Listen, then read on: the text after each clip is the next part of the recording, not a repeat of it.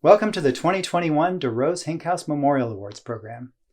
I'm Reverend Brian Fesler, pastor of the Church of Scientology in Nashville, Tennessee, member of the RCC Board of Governors, and coordinator of this year's program.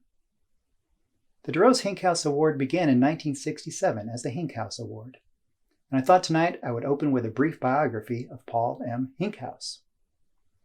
Mr. Hinkhouse was born in Iowa in the early 1890s. His father was the prominent minister and educator, Reverend John Frederick Hinkhouse. Paul himself grew up to be an educator and a world traveler. He taught English at Asyut College in Egypt, where he met his future wife, Uretta.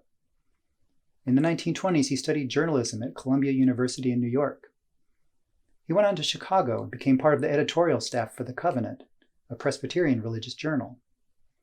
Later, he worked for the Presbyterian Foreign Missions Conference and wrote for the Presbyterian General Assembly Daily News. In 1933, he went into the lithography business in New York with Victor DeRose. When he passed away some 30 years later, Mr. DeRose bestowed this award in his honor. When Mr. DeRose passed away, his name was added, and here we are in 2021 with the DeRose-Hinkhouse Awards. The award honors excellence in religion communication, and I can tell you, 2020 saw a lot of that. But before we get into the winning entries, let's talk about how the classes and categories are organized. Entrants submit their work in one of 11 classes. Classes are organized into 3 major groupings. Publications are judged as a whole. For example, if a magazine article were submitted in a publications category, judges would consider the design, layout, copywriting, and graphics of the article. The content classes are for individual authors and artists to submit their works for consideration as distinct from the publications in which they appeared. Each entry is scored on its own merits. For example, if the entry is for writing, judges disregard any images or design elements which may accompany it. This gives creators an opportunity to be judged for their own work apart from other elements over which they may have no control. And finally, the campaigns group recognizes excellence in the planning and execution that is at the heart of public relations, the campaign.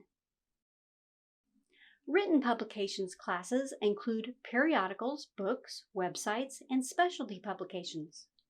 Audiovisual publications include news and magazine broadcasts, shorts and feature presentations, and other specialty programming like podcasts, vlogs, and webinars.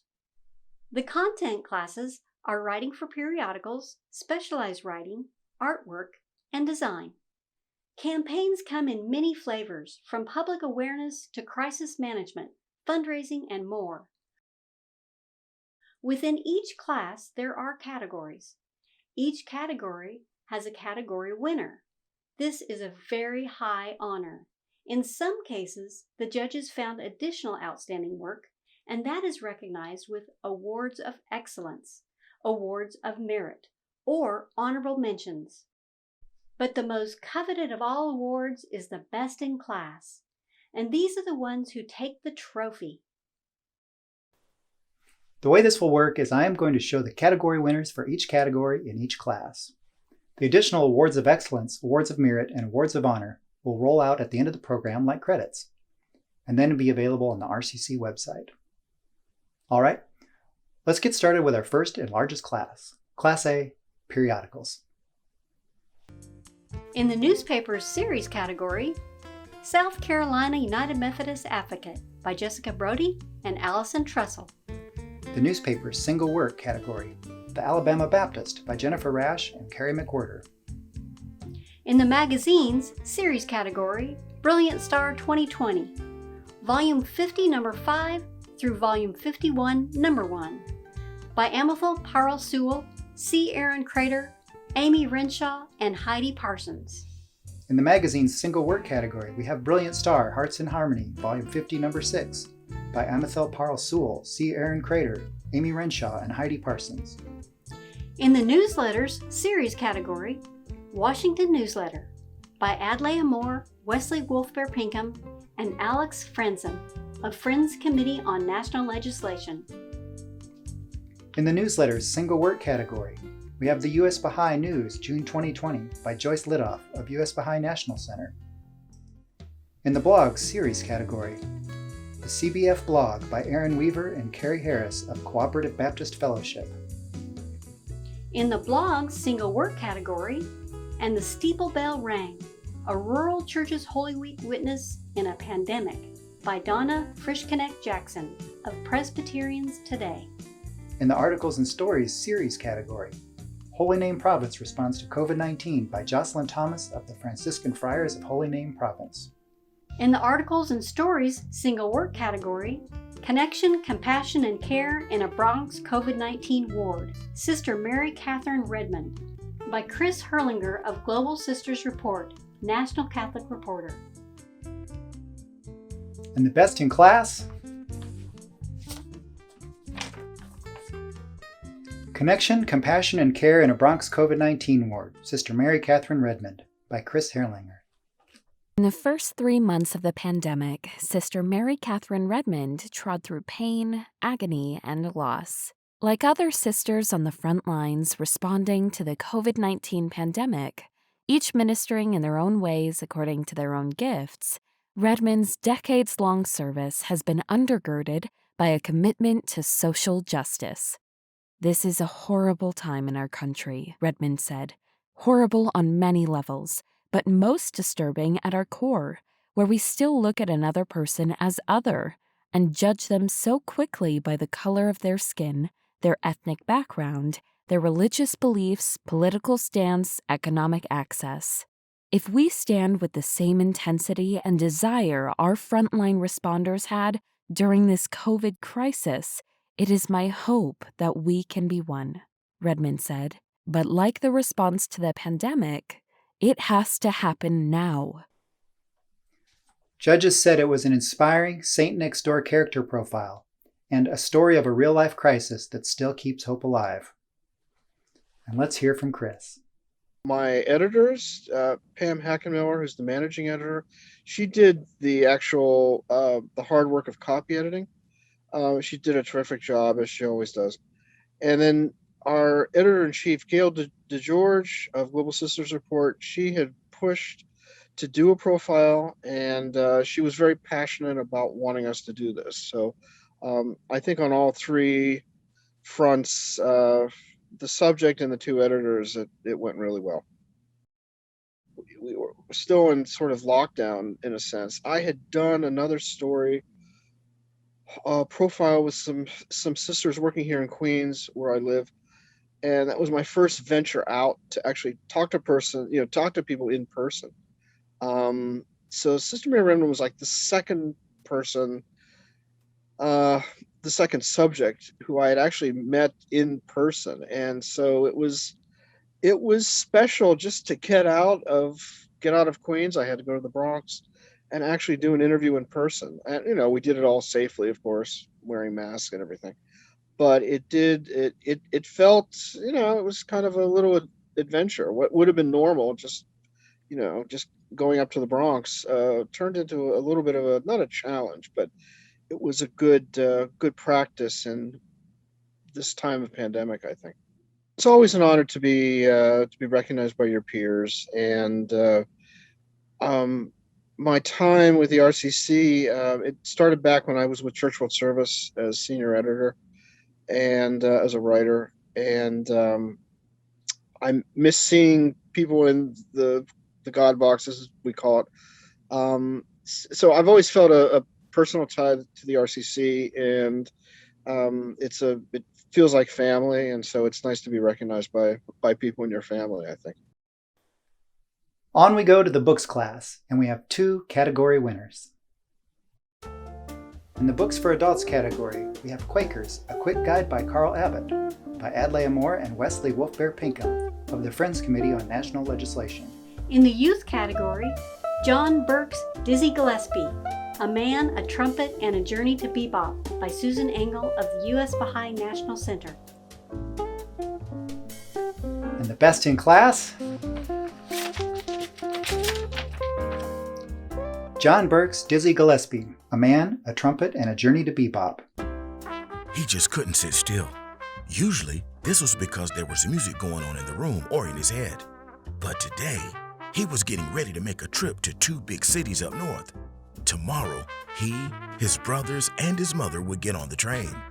His father had saved enough money for part of the family to travel. Despite his restlessness, the young boy couldn't stop smiling. The smell of chicken frying, along with bread and pie baking, didn't calm him one bit. He knew that taking home-cooked food was important on such a long trip. The train was divided between cars for white people and cars for black people, and good food wasn't provided for the second group. The boy had been told that even if he got lucky, he would only find some dried-up old ham sandwiches. Never mind. He wouldn't get better tasting food than the yummy goodies that his friends and family were helping prepare in the kitchen. Judges said the cover and internal illustrations are fun and charming in their execution and full of personality, movement, and expression. They also fit well with the idea of Dizzy being a jazz musician. This is a beautifully written and edited book. Let's hear from Susan Engle. I wanted to read a little quotation from the Universal House of Justice, which is the international elected governing body of the Baha'is. They wrote this a few years ago. Children are the most precious treasure a community can possess, for in them are the promise and guarantee of the future.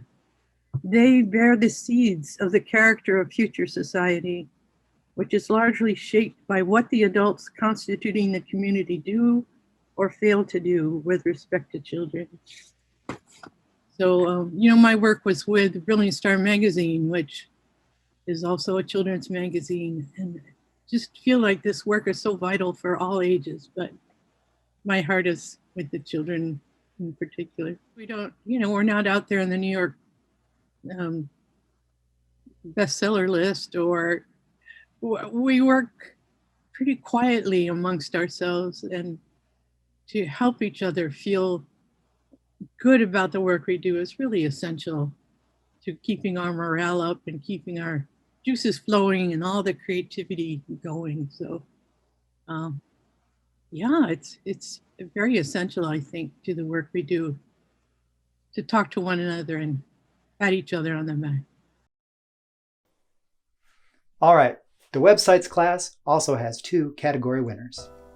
In the organizational website category, Brilliant Star Online by Amethel Parel-Sewell, C. Aaron Kreader, Amy Renshaw, and Heidi Parsons of the Baha'i National Center.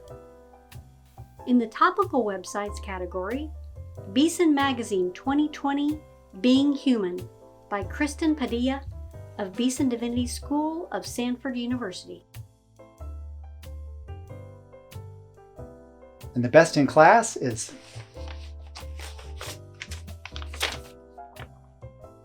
Brilliant Star Online by Amethel Parel-Sewell, C. Aaron Kreader, Amy Renshaw, and Heidi Parsons. Judges said, awesome site. You've done very well to speak directly to your audience. Your copy is on target. The art and thumbnails are terrific. It's fantastic. Even your search box is well done. And tonight we'll hear from Amy Renshaw.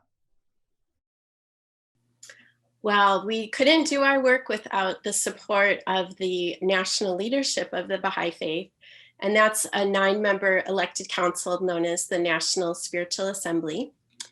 Also, every Brilliant Star effort is a team effort. So there are RCC members, Amethel Parel-Sewell and C. Aaron Kreader and Heidi Parsons, who contributed to the website. And then the rest of our team is also instrumental. That's Lisa Blecker, Darcy Greenwood, Fouad Gorbani, Donna Price, and Katie Bishop. The website, Brilliant Star Online, complements our print magazine. And the print magazine is focused on encouraging kids and youth of all religions around the world to be world citizens, to develop their spiritual virtues and qualities, and to be of service in their communities. So we love that it extends, our print mission into the world of online. The RCC has just been a tremendous benefit to us over the years. We were just reflecting on it as a team. The DeRose-Hinkhouse Awards and the Religion Communicators Council overall has just been so supportive and encouraging. It helps us feel like we're part of a community of faith communicators. So, it's so many diverse religions that are part of the group. And we just feel like we're not alone, that there are other professionals out there that are doing similar work.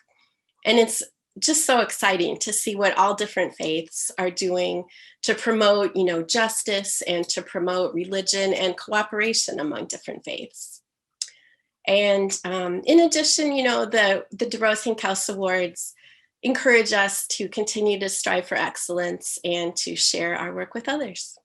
We'd love to convey our sincere appreciation to everyone at RCC for all of the work you do to put together the DeRose-Hinkhouse competition and all the other events and resources that are part of the RCC.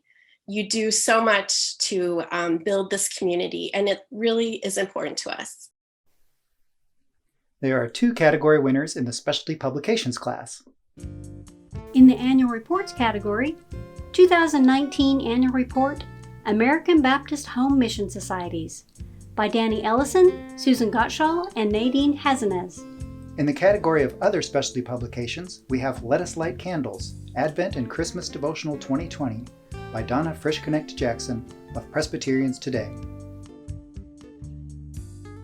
And the best in class? The 2019 Annual Report, American Baptist Home Mission Societies by Danny Ellison, Susan Gottschall, and Nadine Hazenez.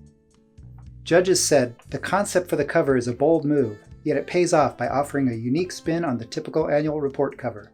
This is a piece that truly is easy to follow, grabs attention, and pulls focus to the areas you want focus on. Let us hear from Danny Ellison. Well, I was just one part of this project. Susan Gottschall, Nadine Hazenez, Sue Peterman, they all played a part in the concept, the writing, the editing, the research. So, I know it's kind of a cliche, but it truly was a team effort. The annual report is one of our bigger projects throughout the year. And, we devote a lot of time to it because in addition to providing financial information, it tells the important stories of what the organization did the previous year. And this goes to donors and others, and we put a lot of effort into it. It's always nice to receive the recognition from your peers, but it's also great to see other work from other professionals from around the country, and to see the different projects that they're working on and how they go about their work. I just appreciate what the RCC does, the staff and the board. I know they put a lot of time and effort into their work throughout the year, and also for the convention each year. They always do a great job, and so thank you to them, and also thank you to the judges. I know we've been judges in the past, and it's a lot of work. It's fun work. It's interesting work because you get to see all the different projects and stuff that people have been working on. So the thank you goes out to the judges also. The News and Magazine Broadcasts class has 5 category winners. In the Radio Single Work category, Hunger and Poverty in America by Tim McHugh of Friends Committee on National Legislation. In the Web Radio Series category, Black Lives Matter by Todd Seifert of the Great Plains Conference of the United Methodist Church. In the TV Series category, Air, Land, and Sea, The Portuguese Sufferrod by Brad Pomerantz, John McCandless, Danny O'Brien, and Kevin Wegener of Jewish Life Television, JLTV. In the Webcast Series, Fortifying Families Webinar Series by Ryan John Coe and Jonathan K. Ammons of the Church of Jesus Christ of Latter-day Saints. In the Webcast Single Work category, Ryan John Coe and Jonathan K. Ammons by Ryan J. Coe of the Church of Jesus Christ of Latter-day Saints. And the best in class is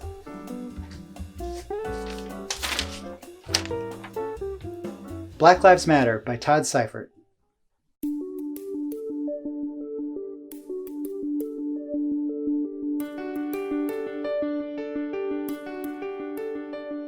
Welcome to In Layman's Terms, a podcast dedicated to discipleship and putting Scripture to use in our daily lives. I'm your host, Todd Seifert. I'm the Communications Director for the Great Plains Conference of the United Methodist Church. Black Lives Matter! Black Lives Matter! Floyd's death prompted people across the country, even overseas actually, to launch protests. Some rallies turned violent, with looting and property being damaged, but most were peaceful, with speakers telling the story of a race of people embattled since the first African slaves landed in the New World in 1619. Most of the marches and rallies emphasized the all too often overlooked truth: Black Lives Matter. Black Lives Matter! Black Lives Matter! Black Lives Matter! Black Lives Matter! Judges said it was a joy to hear sincere voices telling the tale of individuals' experience and sharing insights from the lives lived in a racist society. The host guided the discussion beautifully with respect and appreciation. Let's hear from Todd.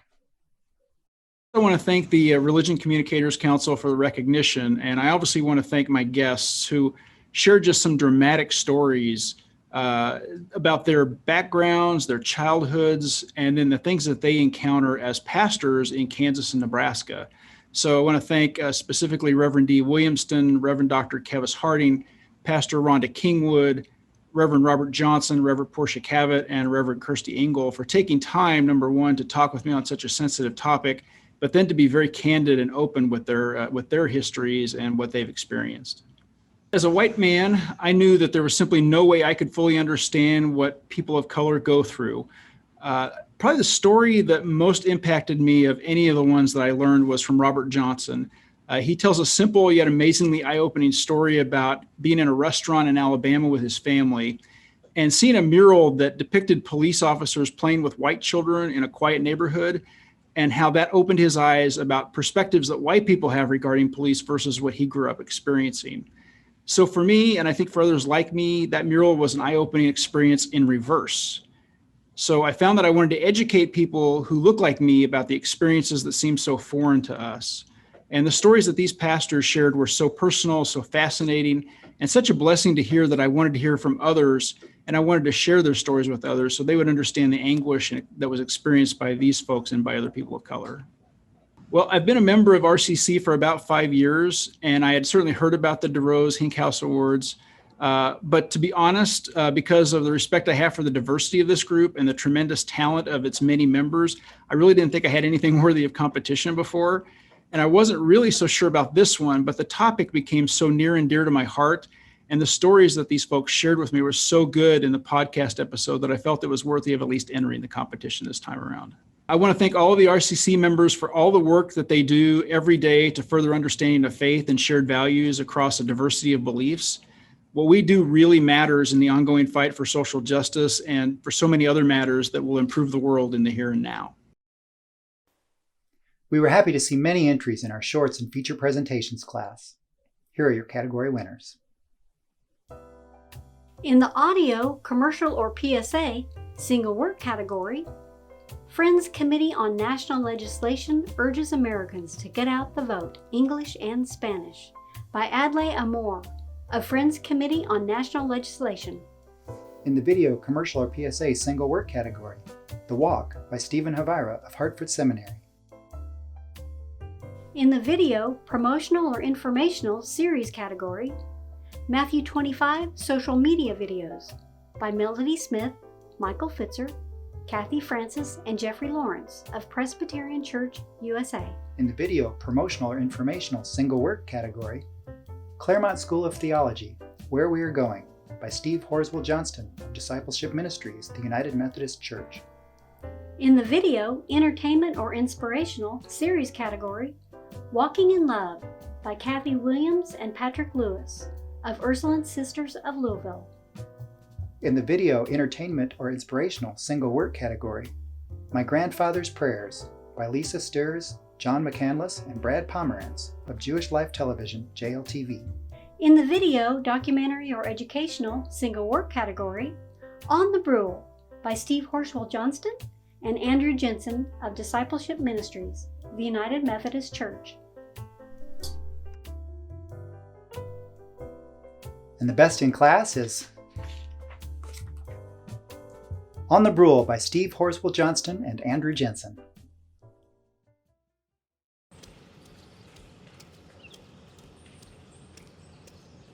The Brule Boulevard was a really important part of the city.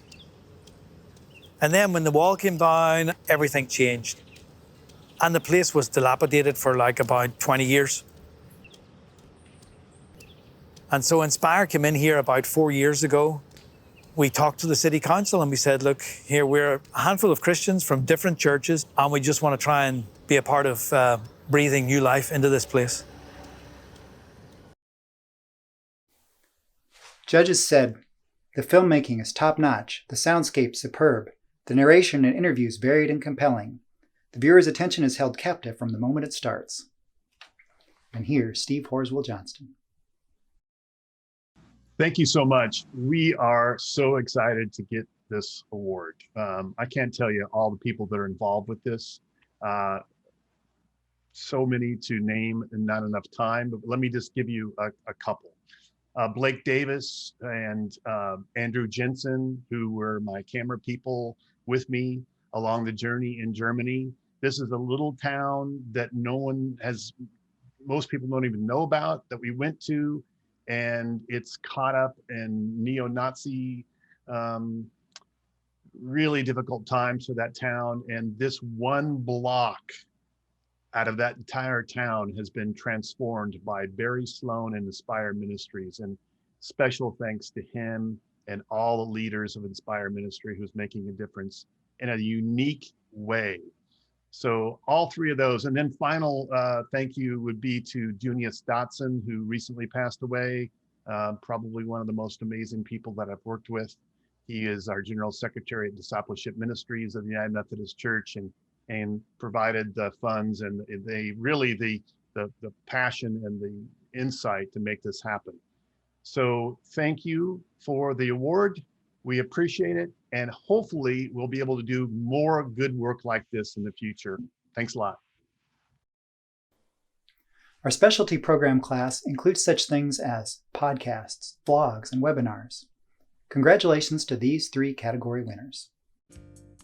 In the podcast series category, U.S. Baha'i News, A Circumnavigation on the Wings of Baha'i Choral Music by Joyce Litoff of U.S. Baha'i National Center.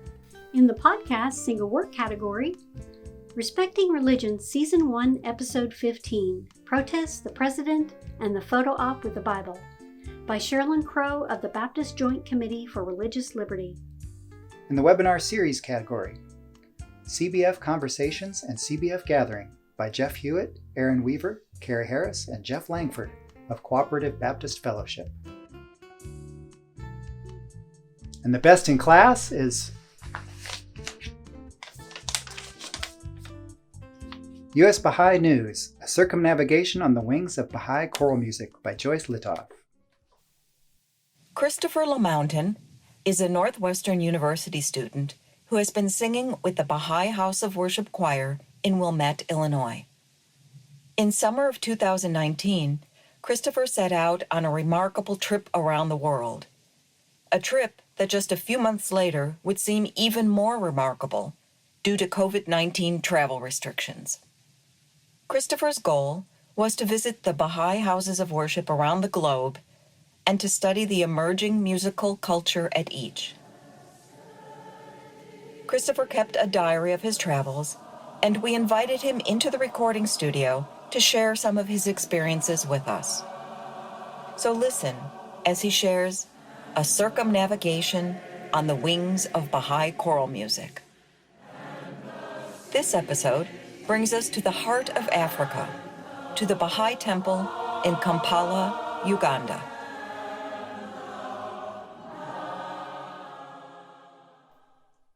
Judges called it rich, engaging, moving, and thought-provoking, and said no episode outlasted its welcome, and all were jam-packed with interesting information, not only about Baha'i and other musical traditions, but also about the places that were visited.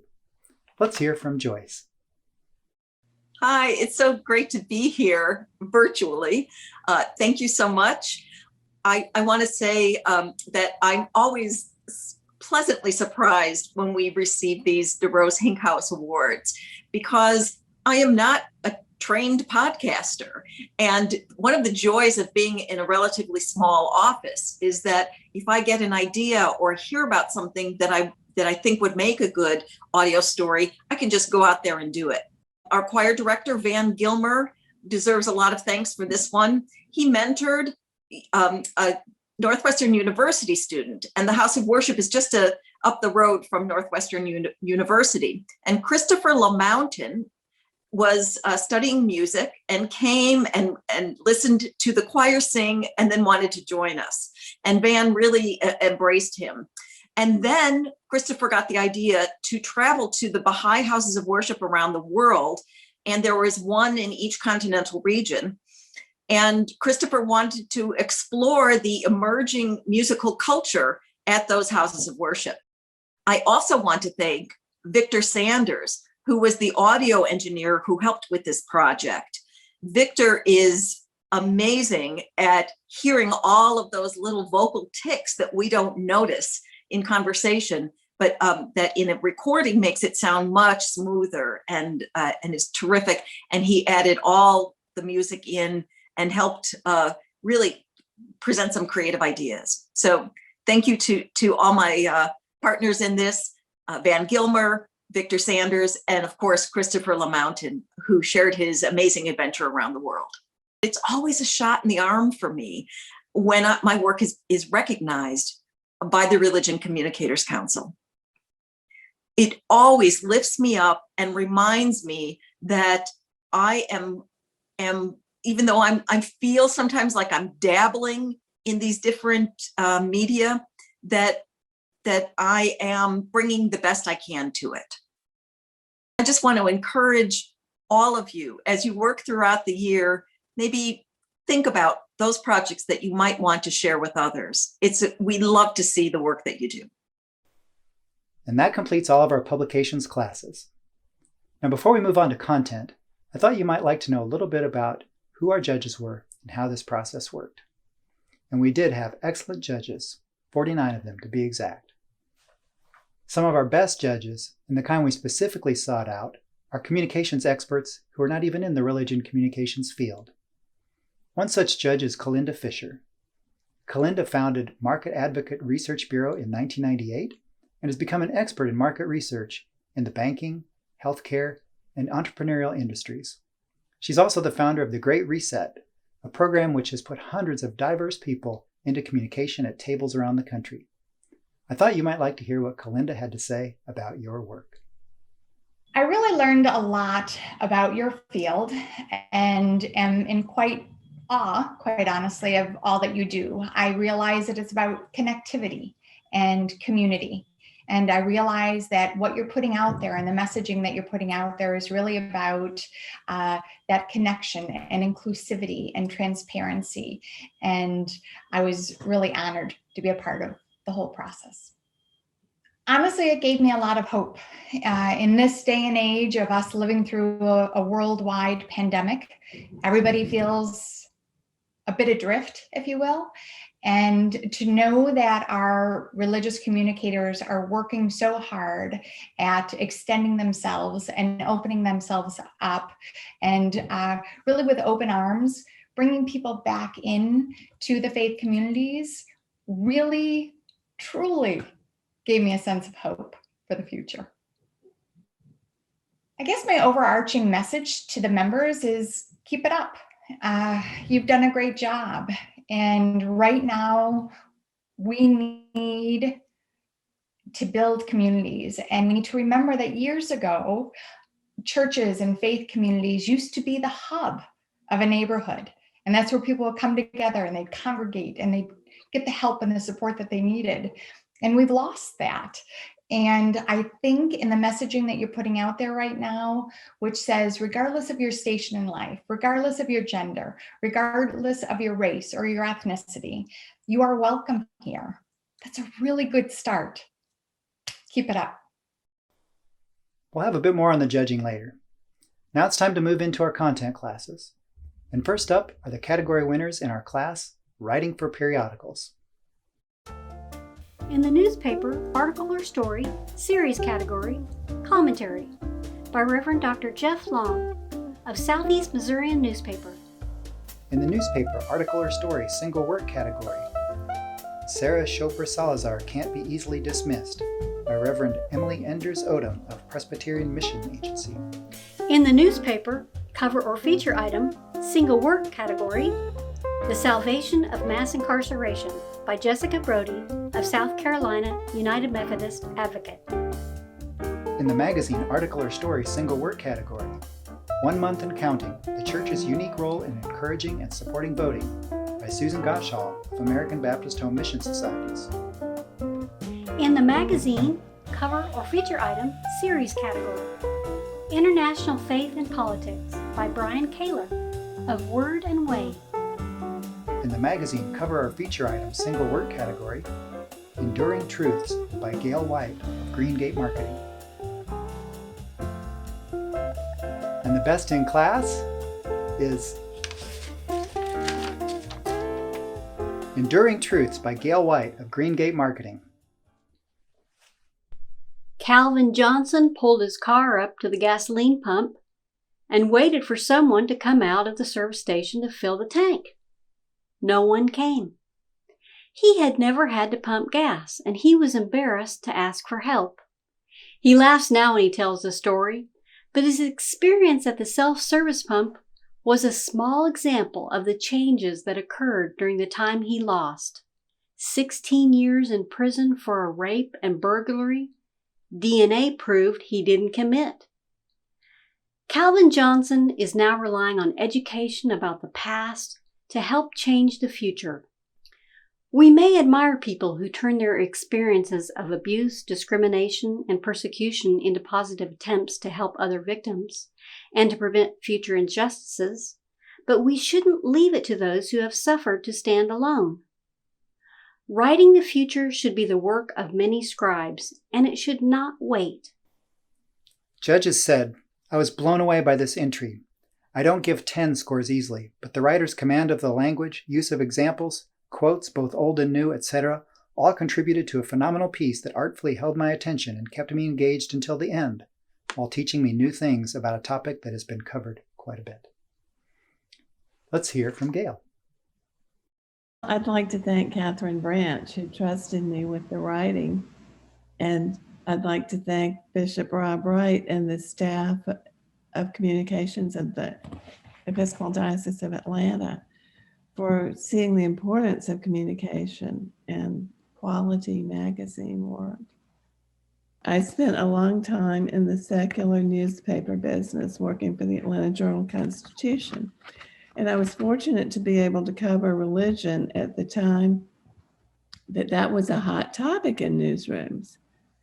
And so I had a great time doing all that. Well, newsrooms have cut back on their specialty writers, and the religion communicators have an even greater responsibility than in the past to carry on the coverage of religion. And I was once asked to write the answer to the question, why cover religion? And the answer that I gave was because it affects everything from very personal decisions about abortion and euthanasia to international conflicts and diplomacy. And so as religion communicators, we have to be aware of all that and get the word out to the public about how important religion is. I think we also have to hold religious organizations accountable, shine a light on the abuses as well as the good stuff. So I just think that work is terribly important, and I hope that everybody will continue doing it. In our specialized writing class, we have 4 category winners. In the editorial series category, Too Literal Newsreader by Brian Kaler of Word and Way. In the editorial single work category, Stepping into the Holy Story, Finding the Blessing in a Pandemic-Altered Christmas by Donna Frisch-Connect-Jackson of Presbyterians Today. In the broadcast script single work category, Racism and Policing in America by Diane Randall and Adlai Amor of Friends Committee on National Legislation. In the non-broadcast script single work category, Bearing Peace Across Racial Divides by Lauren W. Rogers of Presbyterian Church USA. And the Best in Class, Stepping into the Holy Story, Finding the Blessing in a Pandemic-Altered Christmas by Donna Frisch-Connect-Jackson. I often find myself staring long and hard at the nativity scene that sits on a table in the living room, trying to imagine all of the holy sights and sounds. As I stare, I wonder, what is my role in this pageant of grace? In years past, I have never had the time to really answer that question. There were always things to distract me: gifts to wrap, cookies to make, worship services to plan, church caroling dinners, and decorating parties. I believe this year, though, we are being given a chance to reassess and define our roles. I believe we are being given an opportunity to step into the narrative in a powerful, albeit uncomfortable, and not exactly what we might have wanted, new way. With many congregations foregoing in-person Christmas Eve worship services due to COVID-19 precautions, we will be faced with emotions not associated with the celebration of this holy night. We will perhaps feel a fear of uncertainty and a disorienting sense of displacement. But wasn't there uncertainty and displacement that very first Christmas? If you think you are disappointed that you won't be able to sit in your church pew, imagine how Mary must have felt, giving birth away from home and in a stable. Yet God was there and is still here with us. Judges said if a person is seeking spiritual experience, having a ringside seat watching Ms. Jackson's reflections on her yearnings hit the spot. And now let us hear from Reverend Donna Frisch-Connect-Jackson. This is really exciting to win this award, especially for this editorial. I really want to thank, seriously, my congregation, because if it wasn't for the folks in my congregation calling me nonstop, asking, Pastor, what are we going to be doing for Christmas Eve worship? How is it going to be if we can't worship together because of COVID? Because of all their phone calls and emails, basically harassing me about what are we going to do, that led me to writing the editorial about how Christmas Eve will be different this year and how we're being invited to really step into the story and not a sanctuary. To enter the awards this year, it is almost... It's almost spiritual for me. It's almost as a way of me saying to God, okay, am I on the right path? Am I going to get the affirmation? And it's also just a joy to share what I have created, win or lose. It's just a joy to share. And that's why I wanted to submit this year. Finally, I just want to say to all of you members of RCC that I am honored to be part of this group of great writers. And it really is humbling to realize that I am in such a group of great writers. But most of all, I just want to say to everybody that win or lose, just keep on writing, because the world really needs to hear about the God moments. And so win or lose, just trust those Holy Spirit nudges, trust what God puts on your heart to nudge you to put out there in print. Just trust it, because we all have a story to tell. And I have to thank you all for your wonderful stories, because as everyone knows, a good writer reads a lot. And I have been blessed by your writings as well. So thank you. Next up is artwork. The artwork class has 4 category winners. In the photography, article, or story single work category, Black Lives Matter, White House by Wesley Wolfbear Pinkham of Friends Committee on National Legislation. In the photography, cover, or feature series category, Mount Vernon Missionary Baptist Church by Brian Kaler of Word and Way. In the illustration, article, or story single word category, Jesus and Vegas Have a Lot in Common, article from Gather Magazine, May 2020, by Elizabeth Hunter and Sarah Carson of Women of the ELCA. In the illustration, cover, or feature single word category, Finding Hope, Ending Hunger on Both Sides of the Border, a bilingual Latino devotional by Doug Puller of Bread for the World. And the best in class is Finding Hope, Enduring Hunger on Both Sides of the Border, a bilingual Latino devotional by Doug Puller of Bread for the World. Judges said the piece's goal was to convey a vibrant culture, and it certainly achieves that. I love how the colors represent the livelihood of our people in North America, and I particularly value the intricate details of the illustration. And let's hear from Doug. First, I'd like to thank all the Christian writers that contributed and poured their souls into writing this devotional, and especially like to thank Dulce Gamboa for organizing it and editing it, and just thank you for the to the RCC and its members also. For me, I feel like this one was special for me because I was really allowed to have a free reign on the design, and that can be very freeing, but it can also be daunting. So I did a lot of research on the Latino community and its history, and Mexico in particular, because this is really about the Mexican-American border and the related poverty and hunger issues in migration.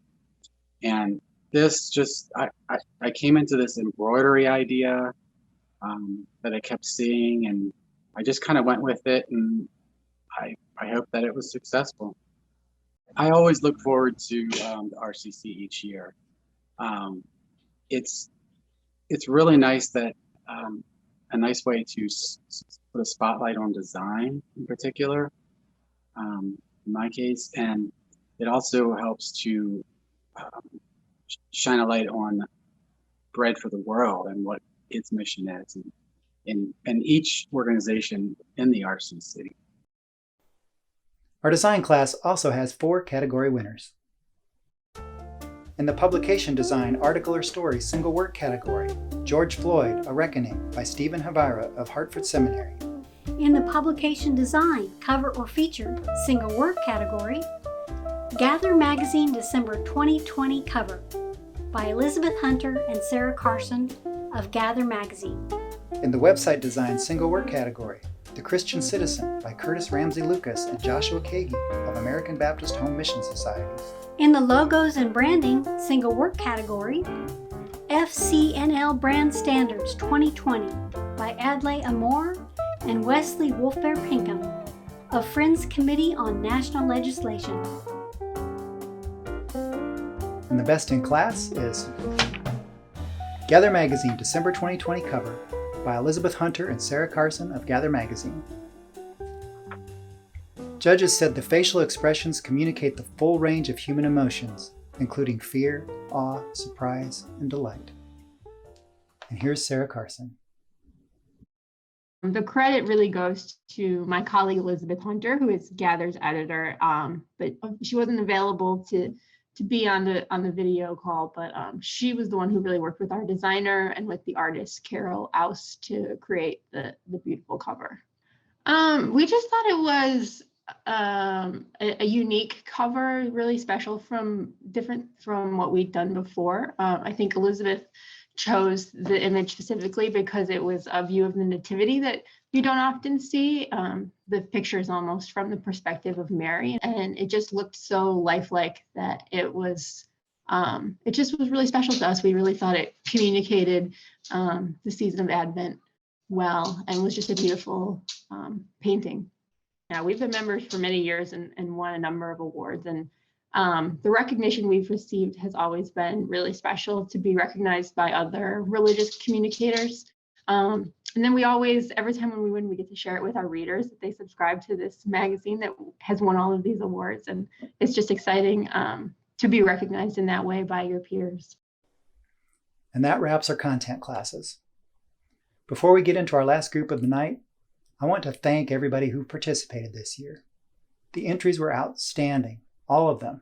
Judging was a challenge. More than one judge commented on that. For each entry, judges were asked to give numerical scores based on writing, concept, design, and more. And they were asked to give feedback on what were the strong points of this piece and what would you have done to make it better. Judges were generally kind, always honest, often frank, and sometimes very tough in their answers to these questions.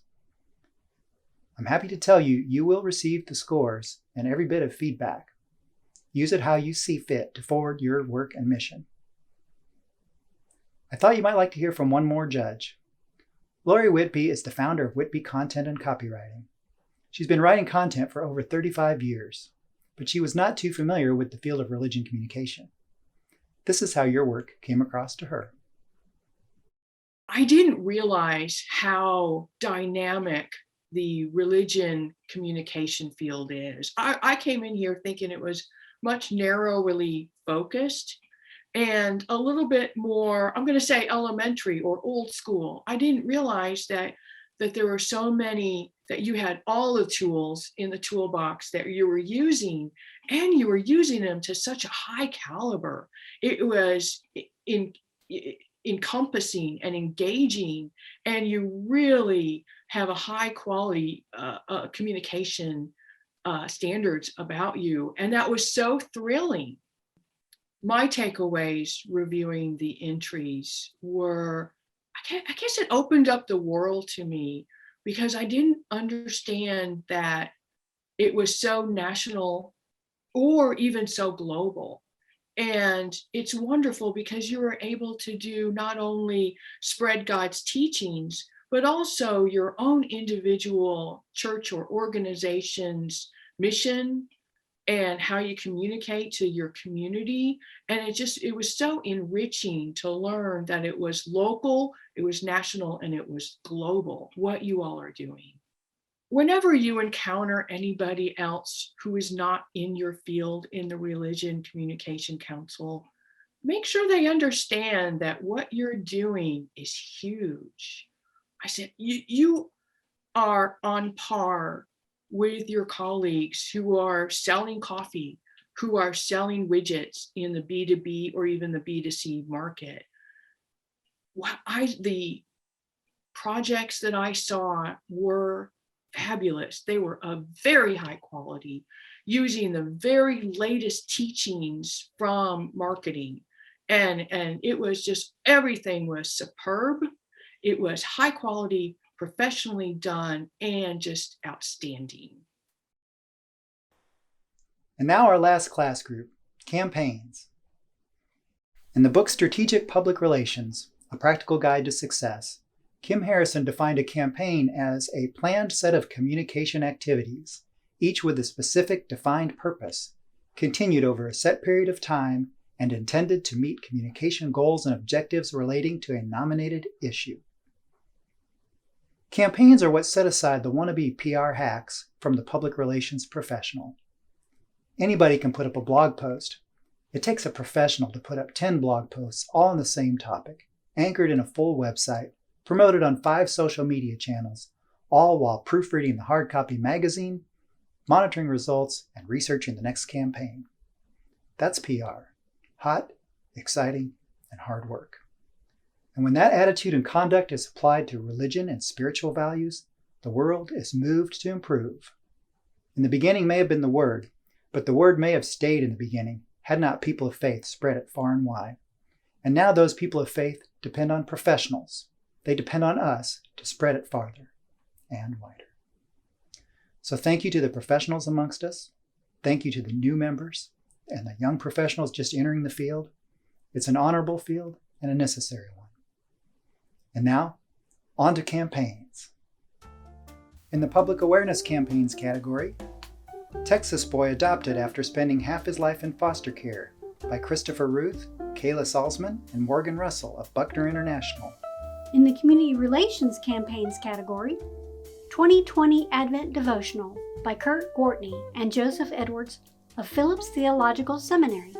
In the Media Relations Campaigns category, DespediEndonos.com, the platform to accompany those who suffer most during the pandemic, by Lamachi Communication for Good Causes.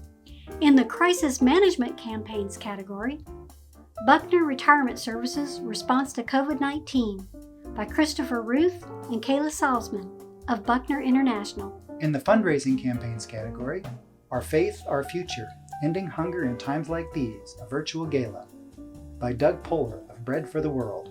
In the Specialized Campaigns category, Pope Francis's Campaign for the End of the Pandemic COVID-19 by Lamachi Communication for Good Causes.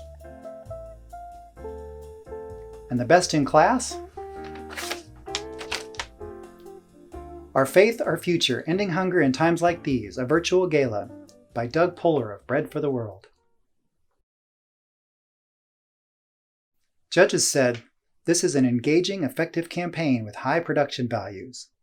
The video of the virtual event was a delight to watch. Once again, let's hear from Doug. I'd like to thank Carrie Birks and the development team and their fundraising efforts. And I look forward to illustrating a Christmas card each year. And it's just it's an incredible challenge. But I also look forward to it each year. And according to the development team, it's been very successful. And I hope that we can do it for years to come. And now we have one more presentation to make. I'm happy this year to award a Best of Show. There was one entry that scored particularly high, higher than the rest. In fact, when judges were asked for weak points, this is what they said. "I thought this was great and would not change it at all. I think it's fantastic. Sorry, I have nothing here. Keep it up." This is the first piece out of all the content I have judged that I can't think of a single suggestion for. You covered all of the bases with this documentary, and I wouldn't change anything about it. And now you know it's a documentary. And now I'm very happy to announce that the Best of Show Award goes to longtime RCC members and true creative professionals, the team of Steve Horswell Johnston and Andrew Jensen, for On the Rule. You've already seen a segment from the video. Here are a few more comments from Steve. I remember watching DeRose-Hinkhouse Awards and the RCC annual convention convocation back in my 20s and thought I would never have the opportunity to partake in it. And then circumstances changed and I was able to not only partake in it, but of course, when that happens, you're immediately asked to do something. And I was immediately asked to produce one of the year's awards that was in Dallas, and I had a great time and have been involved ever since. And the people that I have met along the way have changed and informed my ministry, and all the people that I really have been have affected over the years. It's an incredible, connected, supportive community, and I'm thankful for it. That brings our program to a close. I'd like to thank our Executive Director, Shirley Strushin, for her care and support over the years in making sure that this program and this organization has continued to exist. I'd like to thank Victor DeRose for starting it and Parel-Hinkhouse for the inspiration. I'd like to thank my predecessors who coordinated it. I know how much work you've put in. To all of our amazing judges who spent hundreds of hours reading, reviewing, and scoring. And the entrants, thank you. Watch for an email from me later tonight with login information so you can retrieve your scores, feedback, and certificates. And finally, to our members, thank you. Your work is precious and priceless. While the rest of the world quibbles about what is and is not newsworthy, or even what is and is not news, you are telling the real tales. You're shining light on atrocities and abuses, but most of all, you are shining the light of love, joy, hope, and truth. All mankind is blessed with the potential to communicate. Some explore that potential more than others. Religion communicators have taken it fully to heart, exposing the divine in the mundane, reminding humanity of the almighty power that permeates our existence. I look forward to your communications throughout the year, and blessings to you as you carry on. Good night.